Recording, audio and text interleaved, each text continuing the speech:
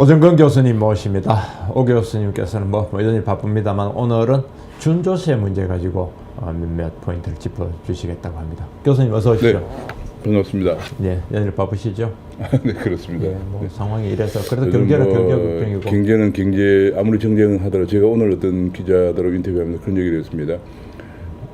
내년 대선이 있기 때문에 결과적으로 정당이라고 하는 게 정권을 잡기 위해서 존재하는 것이니까 정쟁은 어떤 면에서는 불가피하다고 생각을 합니다. 그렇지만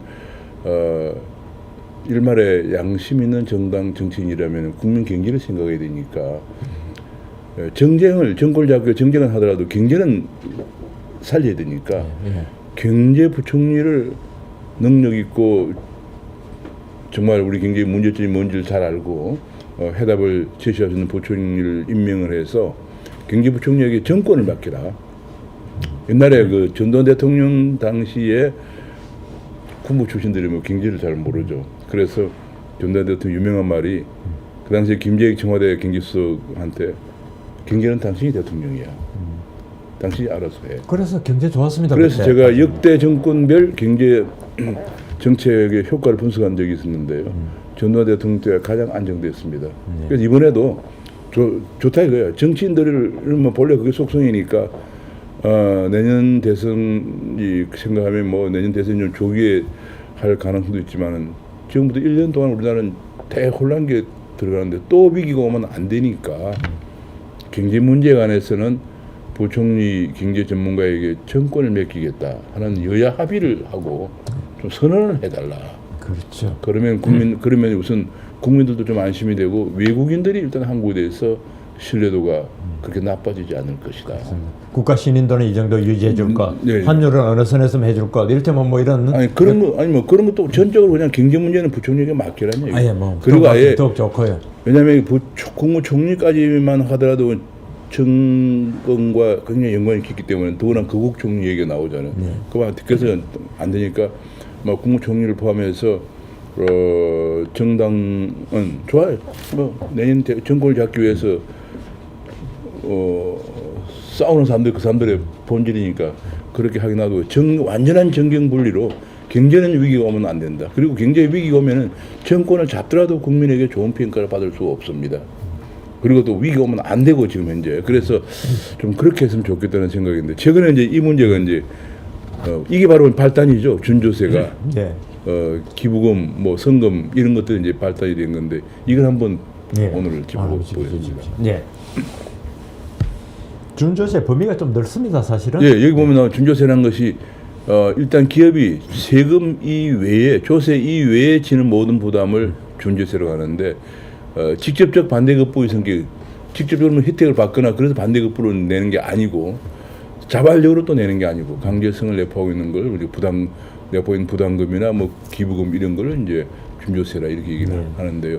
지금 말씀하신 대로 범위가 넓습니다. 대체로 보면 이제 부담금 관리 기본법이라고 있는데 부담금 관리 기본법이 위에서 각종 부담금이 있습니다. 부담금, 분담금, 부가금, 예치금, 기금, 출연금, 기여금 뭐 어떤 명목으로 주더라도 일단 이 부담금 이게 이제 준조세가 첫 번째 가장 많은 겁니다. 환경, 교통, 문화진흥 뭐 온갖 명분이 다 있죠. 부담금이 많이 있습니다. 제가 좀 이따 보겠습니다. 그다음에 이제 강제성을 띠는 기부금이나 성금. 기부금이나 성금을 내는데 자발적이 아니고 강제성을 띠는 게 있습니다. 자발적으로 예컨대 무슨 뭐 연말에 불우익 돕기를 한다든지 아니면 메세나 운동이라고 그래서 그 문화예술 하는 사람들 도와준다든지 또 뭐 저같이 학회를 하는 사람들이 뭐 학회에 무슨 회비를 좀 내준다든지 이런 것은 자발적인 거거든요. 그렇지 않고 이제 강제성을 띠는 것은 안 됩니다. 이건 준조세 포함됩니다. 그거 외에 좀 더 넓게 보면 이제 사회보험료, 국민연금, 고용보험료, 산재보험료, 의료보험료 또 이제 기업이 부담하는 부분에 대해서는 준조세를 보기도 합니다만 요거는 일단은 또 좀 좋게 볼 때는 포함시키지 않고 이건 다른 카테고리로 무조건 4대 보험은. 우선 가장 중요한 게 이제 각종 부담금과 강제성을 띠는 기부금이나 성금이 문제가 됩니다. 이번에 이게 이제 문제가 된 거죠. 뭐 여러 가지 미래니 케이스 포츠도 이 범주에 들어갑니다. 재단을 설립하는데 뭐 자율적으로 냈느냐, 자발적으로 했느냐, 강제성이냐가 문제가 되는 거죠. 자, 그러면 부담금을 먼저 한번 보면 부담금과 조세 차이는 뭐냐면 부담금은 조세는 특별히 정해지지 않는 일반적인 정부 사업을 하기 위해서 일반인에게 부과합니다. 네. 반면에 부담금은 특정 공익 사업과 특별한 관계에 있는 자에게만 부담을 합니다. 네. 그다음에도 한 가지는 조세는 담세 능력을 바탕으로 해서 부과하지만은 부담금은 사업에 필요한 경비나 사업과의 관계 등을 기준으로 해서 부과한다. 이게 다릅니다. 결과 요거는 뭐냐면 특정 사업과 관련된 사람들에게 부과하는 겁니다. 네. 능력이 없던 그 사업을 하기 위해선. 네네, 그렇습니다. 현재 우리 부담금 개수가 조금 최근에 이제 줄어들었습니다만 2001년도에 이제 부담금 관리 기준법이 통과된 이후에 부담금 관리 기본법이 통과된 이후에 조금 줄어들었습니다만 아직도 94개라는 굉장히 많은 많습니다. 부담금이 종류가 너무 많습니다. 굉장히 많이 있고요. 이게 지금 이제 금액으로 보면은 작년에 19조 원을 거뒀습니다. 이거 엄청난 건데 19조 원. 네, 19조 예. 원. 요걸 이제 부담금을 내면은 세금을 계산할 때 손비로 인정을 하거든요. 네. 여기 22% 인정한답니다. 그거를 제외하면은 약 15조 정도를 부담금을 작년에 부담하고 있습니다. 이게 뭐 앞으로는 좀 줄인다고 하지만 지금까지는 계속 늘어왔습니다. 요거는 이제 부담금 증가율이고요. 네. 요거는 부담금이고 여기 손비 인정을 고려한 부담금인데 이게 부담금이 계속 증가하고 있습니다. 이게 2000년대 이후에 계속 증가하고 있는 그런 모습이고요. 부담금 증가율이 내년에는 줄어드는 걸로 되어 있습니다. 요거는 이제 마이너스로? 계획상으로 계획상 목표는 그렇다 이거죠. 목표는 이제 왜냐하면 네. 부담금이 너무 많다는 그 지적이 있으면서 계획상으로는 이제 좀 부담금을 좀 낮추려고 가봐야 합니다. 네, 가봐야 됩니다. 이건 네. 좀 이따 얘기하겠지만 정말로 줄지 않는 게 부담금입니다. 그다음에 이제 손비 인정 부담금 징수액 같은 경우에 법인세에 비하면 이것이 문제가 되는데 법인세 대비 33%입니다. 그러니까 우리가 법인세를 지금 뭐 야당에서 법인세를 올리자고 난리인데 법인세 안 올려도 벌써 세금과 마찬가지인 부담금만 해도 법인세 33%를 부담하고 있습니다. 예. 어마어마한 거죠. 이 실제로 우리나라 기업들이 말이죠. 부담금만 내는 게 아니고 하다못해 뭐 축구, 야구, 배구, 운동팀 하나도 체벌들이 안 도와주면 안 됩니다. 올림픽도 뭐 체벌들이 안 도와주면 안 되죠. 네, 그렇습니다. 모든 걸 다 기업들에다가. 우리나라 기업들은 정말 어떻게 보면 천사 같은 존재입니다. 돈 내놓으면 월드컵 뭐 평창 올림픽 전부 다 그냥 돈이 없으면 전부 다 기업본 내놓으라고 하면서도 또 우리나라는 좀 참 이게 이율배반적인 거지. 그러면서도 한편으로는 또 그렇게 기업을 때리면은 자기가 정의의 사도인 것처럼 또 착각을 하는 사람들이 많아요. 독특한. 네.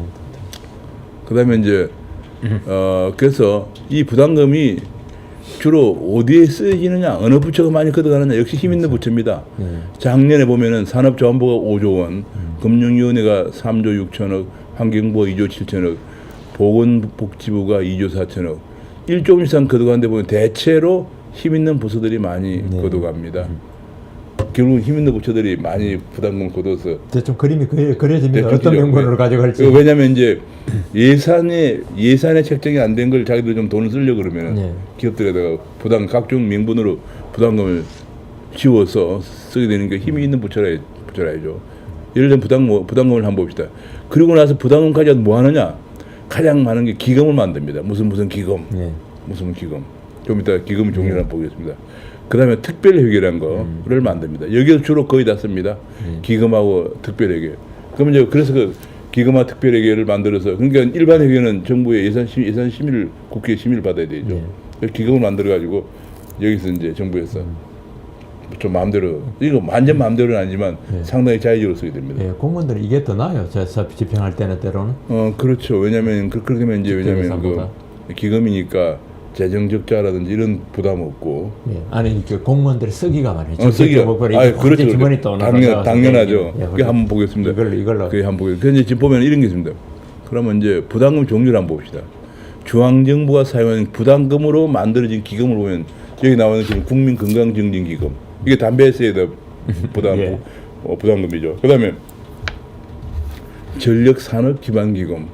예금보험기금, 채권상환기금, 농지관리기금, 신용보전기금, 심지어는 방사성 폐기물관리기금, 주택금융신용보전기금, 관광진흥개발 이런 것들이 전부 다 말이죠. 이런 식으로 명분으로 기금을 만들어서 쌈짓돈권에도 써 있어요. 예, 그러니까 공무원 부처 공무원들의 쌈짓돈이라고. 네, 그러니까 그리고 또 이런 기금으로 만들어진 무슨 공사 이런 데는 다 또 공무원들이 내려갑니다. 그러니까 기업에다 부담금을 부과해가지고 그 부담금을 거둬서 이제 무슨 기금을 만들고 그 기금을 운용하는 또 예컨대 주택금융 같은 주택금융공사라는 거 만들고 뭐 예를 들면 아까 얘기한 신용보전기금 같은 여기 아까 여기 있습니다. 신용보전기금. 예, 신용보전기금이라고 있죠. 그런 것도 만들어서 이제 공무원들이 낙하산을 내려가 있는. 정말 우리나라 이게 도대체 어디까지 이런 일을 가야 할지 정말 이렇게 뜯어내고도 기업이 굴러가니 정말 놀랍습니다. 얼마 전에 한국경제신문에 참 이런 나라에서도 기업을 한다는 게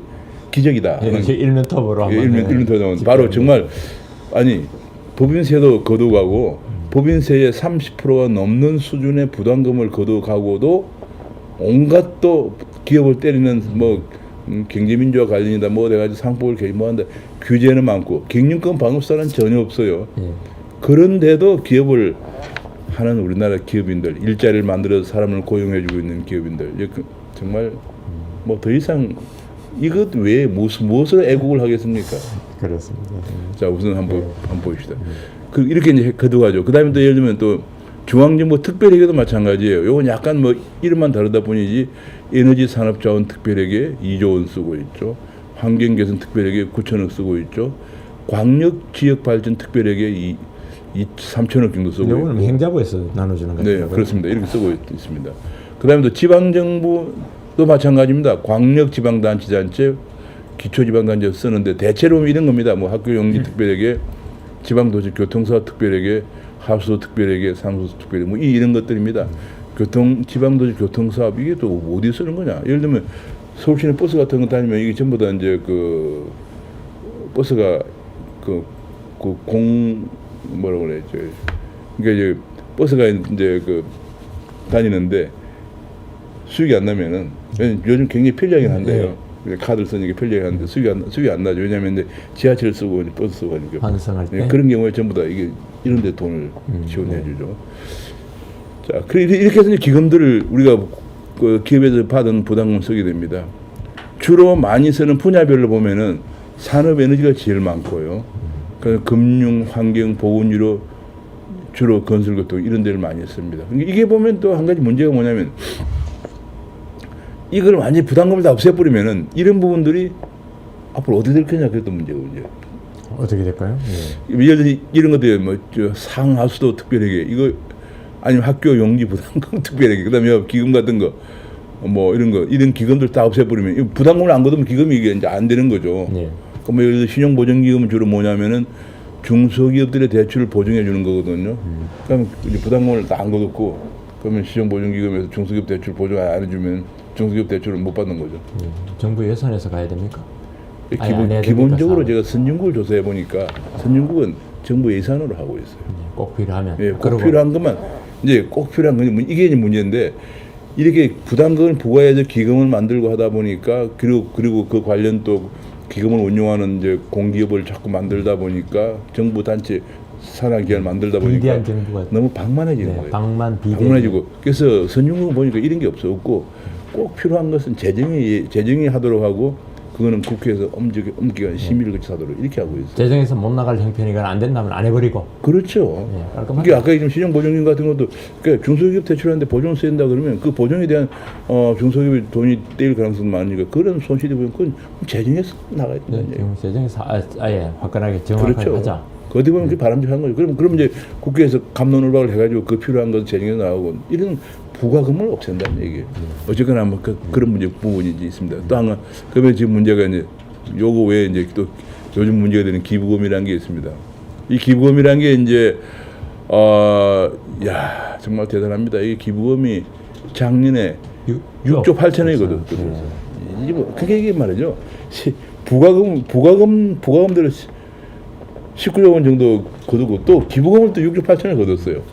정말 우리나라 기업들은 정말 제가 아까 얘기했지만 천사라고 해도 과언이 아닙니다. 이거 뭐 기부금은 혹시 이러지 않을까? 기부금은 좋아서 스스로 아. 공집을 내고 낸다고 막 그렇게 말하는 그래서 거니까. 이제 그래서 어떤 사람 학자가 어떤 학자가 조세재정연구원에서 조사를 했어요. 이거는 서베이를 했습니다. 네.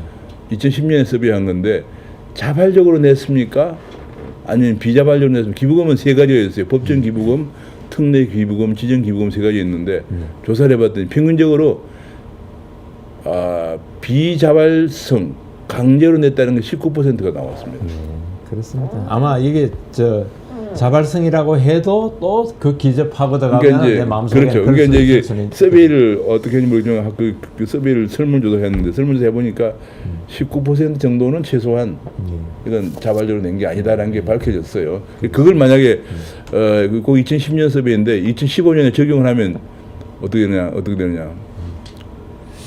요거는 이제 요건 기부 그게 이제 좀 이따 나오겠는데 아까 6조 8천에 예. 20%니까 아니, 어쨌든 그것도 여기 나와 있습니다. 여기 계산했는데요. 만약에 6조 8천억 기부금이죠. 그러면 거기서 비자발적 기부금이 약 1조 3천억. 1조 3천억 정도. 아까 단순히 19%를 적용했을 때 그렇게 된다는 그렇다니. 얘기네. 어쩌면 그거도 높을지 몰라요. 예. 나머지 80% 정도를 자발적으로 냈다. 조금 믿음이 안 가는 거죠. 그렇습니다. 근데 최근에 이걸 한번 봅시다. 주요 기부금을 한번 보면 재미있습니다.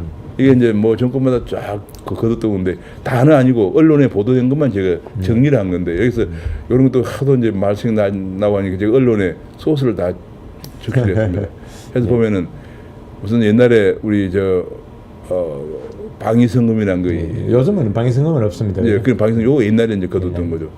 옛날에 이제 그다음에 또 전두환 대통령 때는 또 일회재단 만드나 거뒀고 그다음에 이제 김대중 노무현 대통령 때는 10년 동안 또 북한에 그 핵물 지원하는 것들이 한 4조 5천억 정도 갔고 그다음에 노무현 대통령 때 삼성 고른 기회지장학재단이라 해서 8천억을 거뒀어요. 최근에 화제가 됐죠. 이게 김경재 발언으로. 이게 이제 최근에 문제됐기 때문에 제가 인용을 했습니다. 이게 왜냐하면 문제는 이것이 어디에 쓰이느냐가 문제거든요. 그다음에 이제 미서금융 재단에 또 1조 한 5천억 정도 10년간 동만성장 기금 7천억 쭉 이렇게 천안함 세월호 정리명 펀드 최근에 창조경제 혁신센터에도 7천억 정도 거뒀고요. 이제 최근 문제되는 게 어떻게 보면 규모는 얼마 안 돼요. 미르재단 전체적으로 보면은 미르재단과 스포츠재단에 이제 거뒀고 그다음에 지난번에 그 미국에서 AI가 소위 말하는 인공지능이 와가지고 바둑해가지고 이 제도를 이기면서 문제가 돼가지고 우리도 지능 뭐 기술 연구원을 만드는데도 또 기부금도 거뒀어요. 연구원 만드는 까지도 이게 참. 그다음에 이제 불우유토끼가 한 해 보통 작년 기준으로 한 이 정도 3천억 정도 거둬가지고 있고요.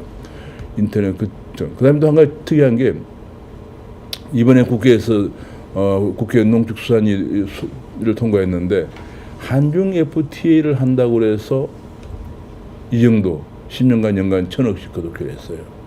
저희가 이 사설로도 한번 짚었습니다. 이게 지금 문제가 되는 게 제가 전에 한번 저도 칼럼을 썼는데 한중 FTA는 사실상 농업이 우리가 얼마 안 되고 쌀 수입하는 게 뭐 얼마 안 돼 20몇 억인가밖에 안 되는데 그거를 보호하기 위해서 사실은 우리가 공업에 너무 양보를 많이 했거든요. 우리가 사실은 자유무역 협정이라고 하는 것은 언제나 비교 우위에 있는 것을 서로 교환하는 건데 우리가 비교 우위에 있는 것은 중국에 있는 것은 우리가 이제 임금이 워낙 높기 때문에 노동집약적인 안 되고 법령 기술도 안 되고 고기술 파트가 우리가 비교 우위에 있거든요.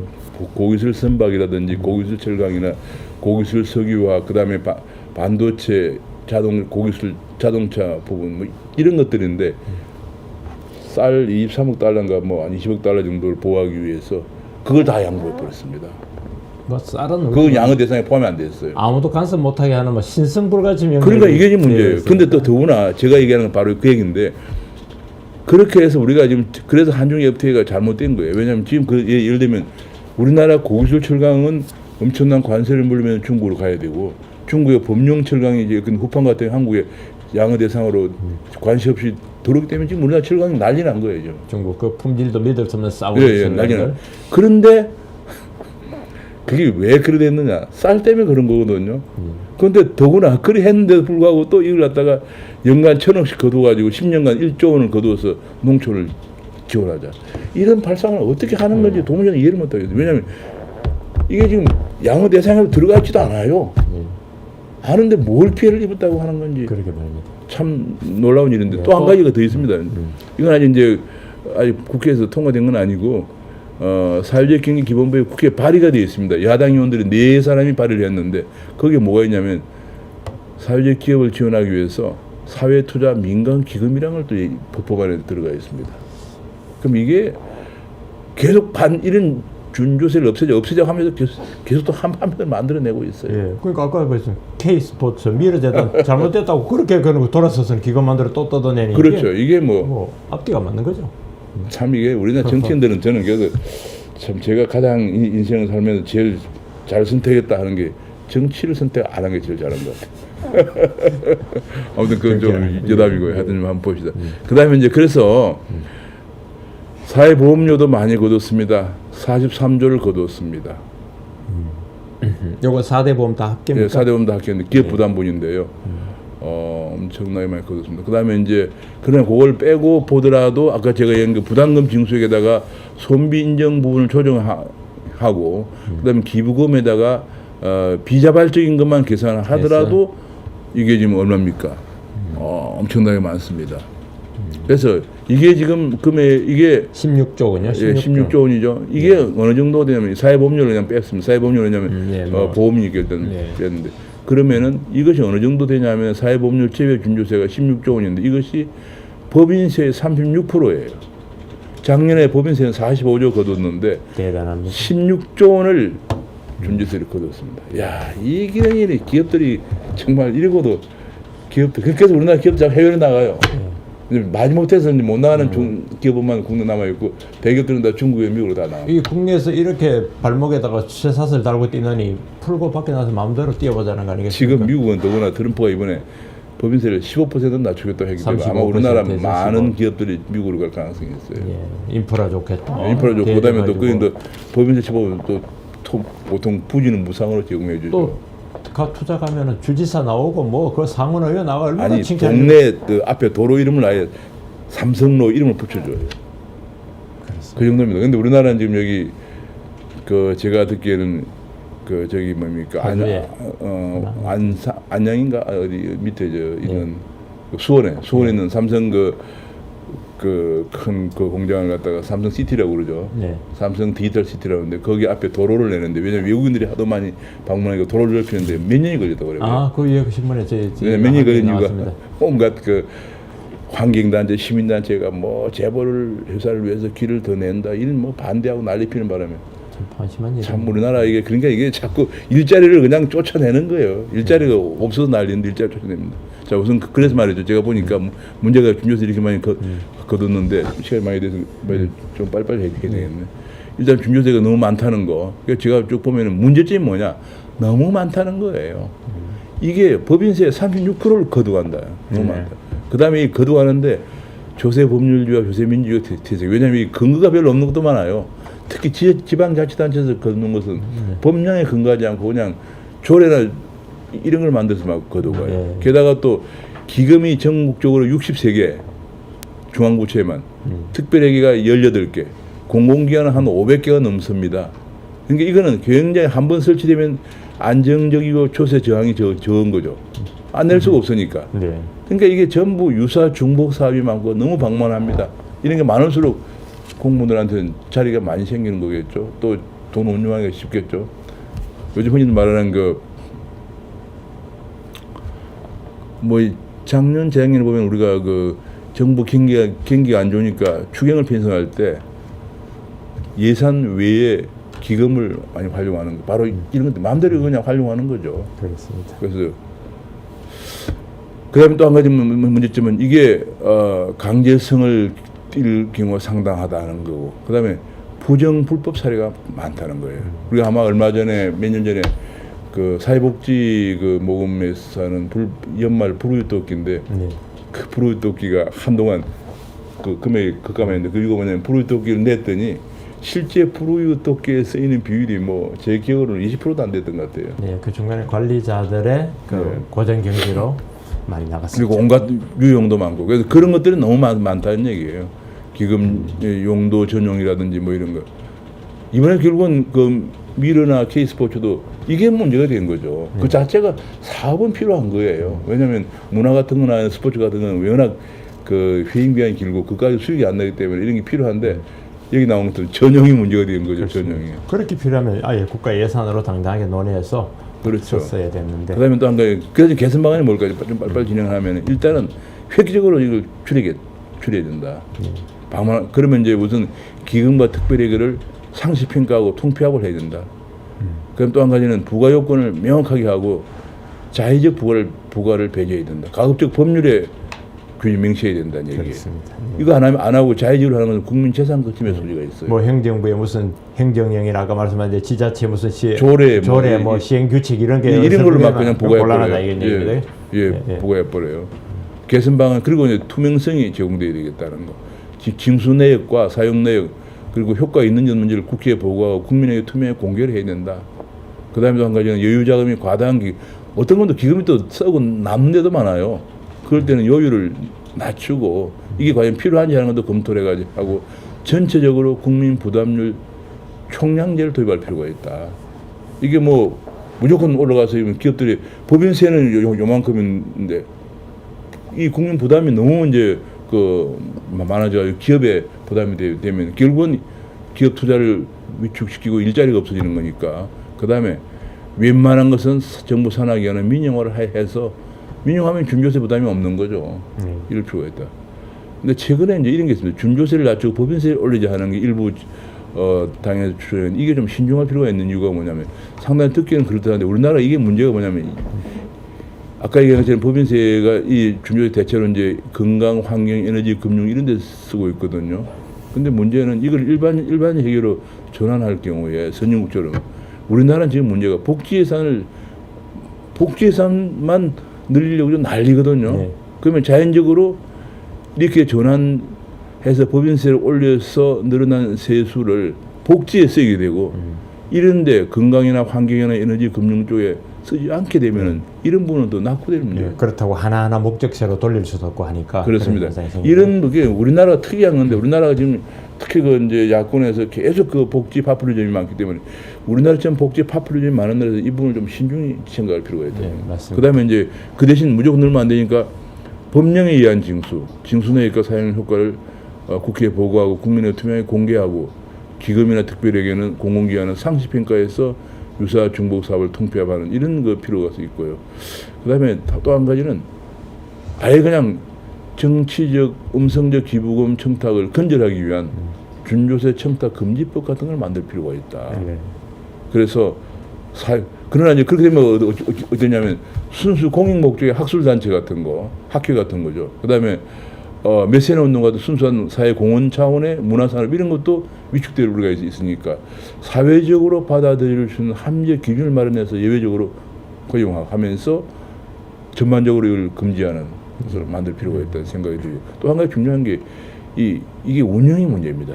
재단 기금 성금의 목적과 운영을 하는 이사진과 운영을 투명하게 공개해야 됩니다. 이게 지금 아까 얘기한 여러 가지 그 재단들이 아까 제가 본 재단들이 앞에 나와 있지만 이게 누가 운영하는지 모릅니다. 이게 그렇습니다. 이게 되면 관련 부처의 주머니에도 이게 또 특정 정치적 목적으로 악용될 소지가 있어요. 왜냐하면 운영위원들을 어떤 특정 정파가 장악하게 되면 다 그렇게 되는 거죠. 그래서 그런 부분들이 있기 때문에 그런 걸 투명하게 공개를 할 필요가 있다. 기금 주체의 어떤 거버넌스 문제. 그게 굉장히 중요합니다. 그래서 그렇게 하고 그다음에 이제 한 가지는 지금 이번에 이제 문제가 된 게 정부가 이제 그 강제성을 최소화하기 위해서 자발적으로 기부를 유도하기 위해서 정부가 어떤 정책을 하고 싶으면 거기다가 세제 혜택 같은 걸 줘가지고 기업들이 세제 혜택을 받기 위해서 이쪽에 기부할 수 있는 동기부여를 하는 식으로 해야 된다. 정부가 나서기보다는 직접 개입하기보다는 그러니까 예컨대 이번처럼 문화산업을 육성한다 그러면 문화산업을 정부가 직접 나서가지고 뭐 재단을 만들지 말고 문화산업에다가 기부하는 기업에 세제 혜택을 더 주든지 동기를 부여하면은 그런 간접적인 방법을 써라 그런 얘기예요. 그렇게 하면 된다. 그다음에 사후 감독이나 회계 감사를 법제화한다 이런 것들을 이제 하면은 좀 많이 개선되지 않겠나 생각을 합니다. 교수님 말씀을 들으니까 기금 정리 잘 해주셨습니다만은 방만 비효율, 부담 이런 말이 자꾸 스쳐갑니다. 그렇습니다. 예. 어쨌든 뭐 쭉 정리해 주셔서 자, 감사합니다. 정리하겠습니다. 네, 감사합니다.